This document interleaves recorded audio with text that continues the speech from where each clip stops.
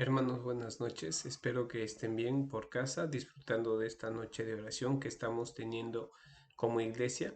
Vamos a tomar este tiempo para poder orar y luego poder meditar en la palabra del Señor, así que les invito a inclinar sus rostros. Vamos a orar.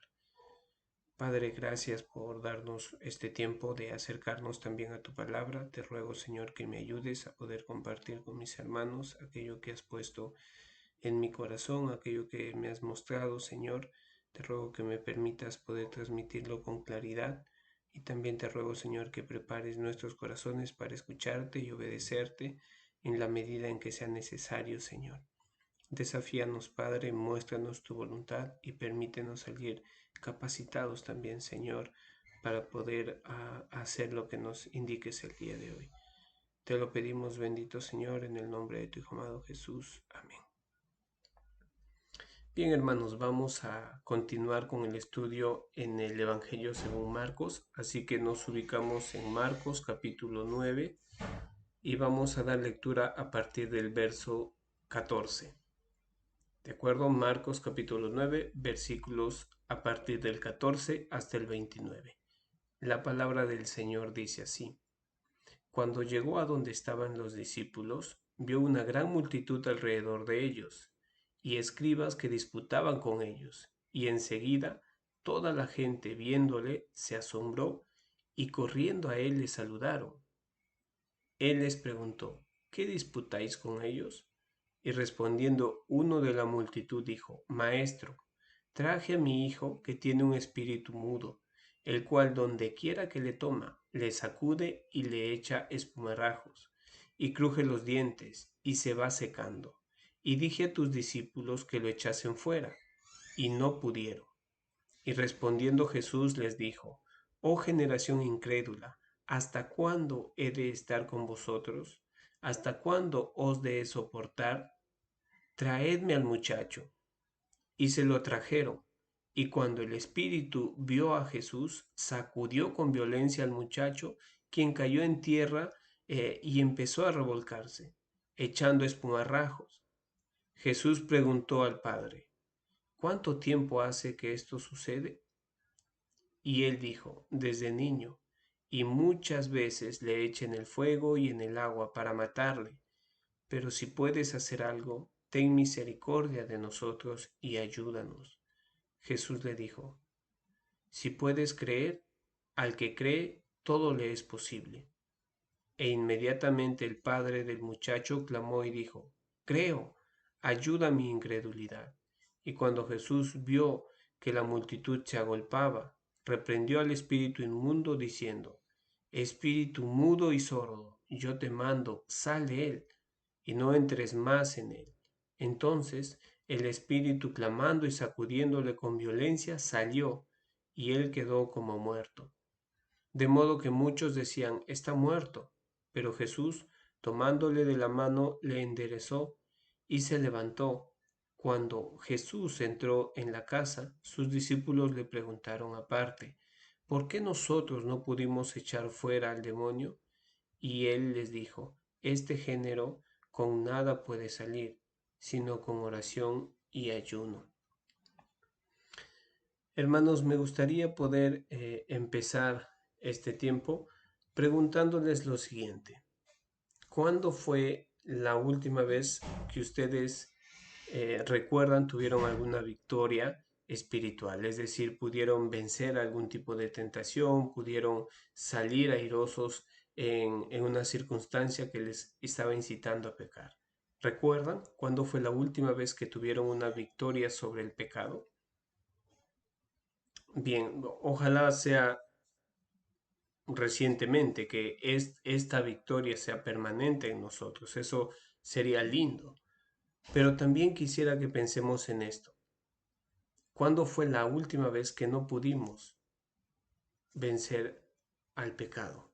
¿Cuándo fue la última vez que no pudimos sobrellevar una situación que nos estaba incitando a hacer aquello que ofende a Dios? Y les hago estas preguntas, hermanos, porque quiero que empecemos este tiempo trayendo a la mente algo que seguramente todos lo sabemos, pero que a veces olvidamos. es que siendo creyentes, habiendo recibido a Cristo como nuestro Señor y Salvador, tenemos a lo largo de nuestra vida momentos de victoria, pero también momentos de derrota. Lo triste es que muchas veces son más momentos de derrota que momentos de victoria. Y estos versos que hemos leído hoy, nos van a ayudar a entender por qué suele ser así la vida de los creyentes. ¿Por qué solemos caer? Y para ello permítanme notar algunos versos de los que hemos leído. Me gustaría poder notar el verso 17 con ustedes. El verso 17 dice así: respondiendo uno de la multitud dijo: Maestro, traje a mi hijo que tiene un espíritu mudo, el cual donde quiera que le toma le sacude y le echa espumarrajos y cruje los dientes y se va secando. Y dije a tus discípulos que lo echasen fuera, y ellos no pudieron. Podemos notar un momento en el cual los discípulos no pueden superar una situación. Obviamente, esto no tiene nada que ver con que no pudieron superar un momento en una situación que les llevaba a pecar, pero les imposibilitó de hacer algo que podía servir a las personas y que tenían la facultad de hacerlo. Como nosotros tenemos la facultad también de poder servir y podemos pensar en ese ámbito también, de las veces que nuestro servicio no es eficiente, pero también es útil pensar en las veces en las que nuestra vida no es capaz de sobrellevar las circunstancias que nos llevan a ofender a Dios, a pecar. Así que podemos pensar en esas dos áreas. Pero ¿por qué sucedió esto con estas personas? ¿Por qué estos discípulos no pudieron? Y debemos recordar algo importante, un poquito hacia atrás, en el capítulo 6 de este mismo evangelio, nosotros vimos algo interesante. Vimos que los discípulos habían echado demonios, habían hecho milagros, y los mismos discípulos seguramente tenían eso en mente. Al final de los versos que hemos leído, ellos le preguntan a Jesús en el verso 29, el verso 28, le preguntan y le dice: cuando Jesús entró en la casa, sus discípulos le preguntaron aparte: ¿por qué nosotros no pudimos echar fuera a este demonio? Y ellos seguramente tenían en mente las circunstancias en las que sí habían podido hacer algo así. Pero ¿por qué ahora no? ¿Por qué no pudieron volver a repetir aquello que antes ya lo hicieron? ¿Por qué nosotros no podemos permanecer en un servicio útil, eficiente para las personas? ¿O por qué no podemos permanecer victoriosamente ante las circunstancias que nos incitan a pecar? Y Jesús responde a esto. La respuesta la tenemos en el verso 29. Jesús dice lo siguiente: y les dijo: este género con nada puede salir, sino con oración y ayuno.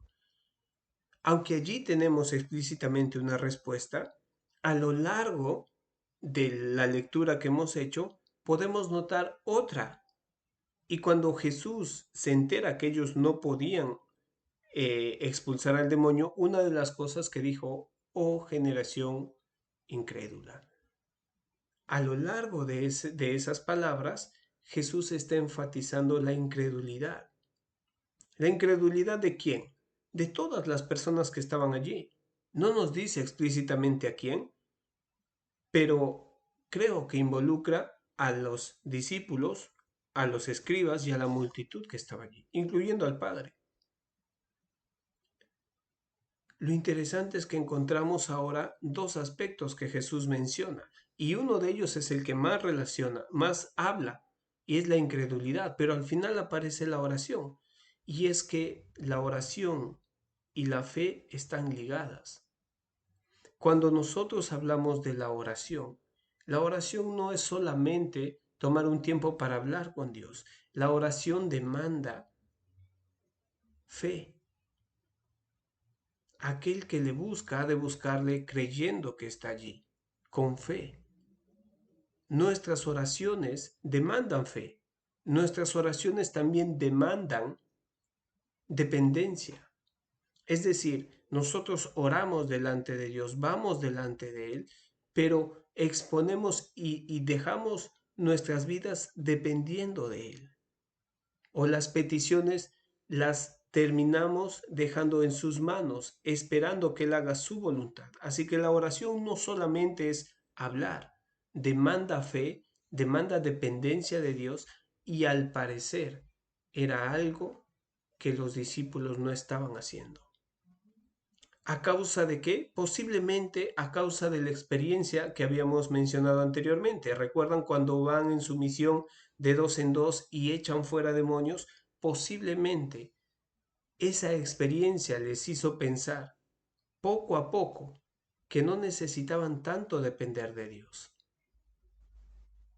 Y Jesús, al darse cuenta de esto, en esta situación, toma para poder hablar de la dependencia que debería tener la persona para poder realizar los actos que le permite Dios hacer a lo largo de un día, para su servicio, para su propia vida, para poder sobrellevar las situaciones de pecado. Lo interesante, hermanos, es que esta misma falta de dependencia es la que nosotros podemos tener en nuestro diario vivir. Desde el momento en el cual tú y yo nos desconectamos de Dios, dejamos de buscarle y depender de Él, desde ese momento lo que nos acompaña es el fracaso en cualquier área de nuestras vidas.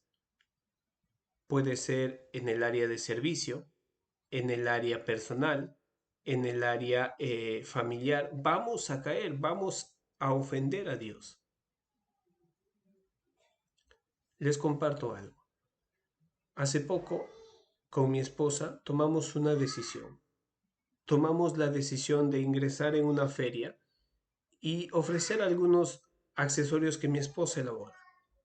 Pero la decisión fue tan rápida que no pensamos bien las cosas, las tomamos en nuestras propias fuerzas.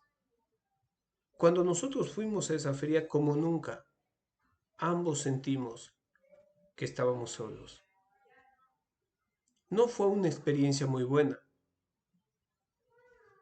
Al volver a casa, ambos, mi esposa y yo, teníamos un desazón. Y ambos empezamos a sentir que la decisión que tomamos no fue consultada con Dios. Fracasamos y lo sentimos porque nos desconectamos de Dios. Ese fracaso se sintió porque ya no teníamos el tiempo que necesitábamos para estar con Dios. Era tan abrumador las cosas que teníamos que hacer que nos quitó el tiempo de depender de Dios. Y tuvimos que pasar esa consecuencia, sentirnos solos. En medio de su gracia, Dios nos ayudó a darnos cuenta de eso. Así que eso nos ha servido para considerar cómo tomar decisiones. Y enseguida ha venido este pasaje que tomaba en cuenta cómo es que nosotros obramos, dependiendo de Dios o en nuestra carne o en nuestras fuerzas o en nuestras capacidades. Lo podemos hacer a la luz de aquellas victorias, aquellos logros que hemos tenido, nos pueden hacer pensar que no necesitamos de Dios. O hay circunstancias que parecen tan buenas que nos permiten animarnos a dar el paso sin depender de Dios. Así que, hermanos, una de las cosas que nos lleva a fracasar, a no poder cumplir con lo que Dios espera que cumplamos, a no tener un servicio eficiente, a no poder sobrellevar situaciones tentadoras, es el desconectarnos de Dios. ¿Cómo está tu relación? ¿Cuán cerca está tu relación con Dios? No la descuides, hermano. No dejes de buscar en primer lugar a Dios, porque a lo largo del día tendremos diferentes circunstancias que nos enfrenten a momentos de servir, a momentos de lidiar con nuestra propia carne, con situaciones que nos quieren inducir a pecar, que nos quieren llevar a desconectarnos de Dios. Necesitamos estar en sintonía con Dios. Que la oración sea parte de nuestro día. Y con esto no quiero decir que todo el día necesitamos estar de rodillas en un cuarto orando con Dios, porque fíjense que cuando Jesús dice, este género no sale sin oración y ayuno, Jesús no oró antes. Antes de atender al muchacho no se puso a orar. Sin embargo, si encontramos a Jesús en el episodio anterior teniendo un tiempo con Dios. Cuando será lo de la transfiguración, él estaba orando. Y es interesante que los tres discípulos más cercanos a Jesús se quedaron dormidos mientras él oraba. Seguramente esa misma realidad era de aquellos 9 que habían quedado abajo. Su tiempo de oración había decaído. Animémonos, hermanos, a participar en tiempos como los que ahora tenemos, acercándonos a Dios en oración. Pero para terminar quisiera notar lo siguiente. El impacto del fracaso no solamente llegó a sus vidas, sino también a la vida de este hombre, del padre de este muchacho. Cuando este padre habla con Jesús, notemos algo importante en el verso 22. Notemos las palabras de este padre. El padre en el versículo 22 dice, y muchas veces le echa en el fuego y en el agua para matarle, pero si puedes hacer algo, ten misericordia de nosotros y ayúdanos. Notemos cómo ahora el padre que había traído al hijo con seguridad para que sea ayudado por Jesús o por sus discípulos, ahora le dice, si puedes hacer algo, hazlo. Hay una duda.